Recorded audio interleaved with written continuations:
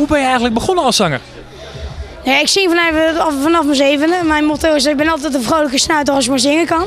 Maar ja, vanaf mijn 7e. Maar dit doe ik natuurlijk niet vanaf mijn 7e. Dit is gewoon puur geluk. Ja. Jan Adriaan Zwarteveen, dat is mijn vaste tekstschrijver. Die zat in Frankrijk te kijken naar televisie, naar Paul de Leeuw. En die zag toen dat ik achter de bank weggepakt en ging zingen. En dacht van, nou, ik zie wel wat in het jongetje.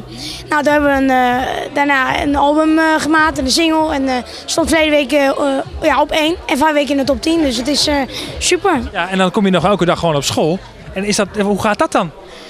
Ja, kijk, ik ben natuurlijk wel gewoon dezelfde Jordi die ik verleden jaar en eerverleden jaar was. Ik bedoel, kijk, ik zing, maar ik ben gewoon een jongetje van 15. En, dus ja, als ik met zingen met mensen plezier mee kan doen, doe ik dat graag. Volgens mij moeten je klasgenoten apetrots zijn, want die kennen Jordi van Loon. Ja, die zijn, naar mijn weten zijn ze apetrots, dat wel, ja. Nou, dit jaar gaan we sowieso een nieuwe B-kant opnemen voor zingen. We gaan een nieuwe single uitbrengen. We gaan binnenkort ook weer aan een nieuw album werken. En er gewoon heel veel leuke dingen komen eraan. En ja, de single betreft moet nog verrassing blijven, maar er komt zeker heel veel leuke dingen.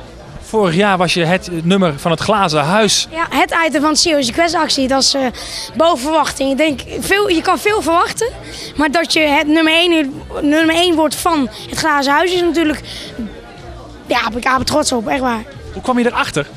Ik zat in de auto, ik was klaar met een optreden in Soerendonk. Ik stapte in de auto in en toen hoorde, ja, Jordi van Loon is het nummer van de Serious Request actie. Nou ja, toen sprong ik uit mijn jas en ik ging meteen weer terug naar het podium om dat allemaal te vertellen. En toen heb ik opnieuw mijn single moeten zingen en fantastisch.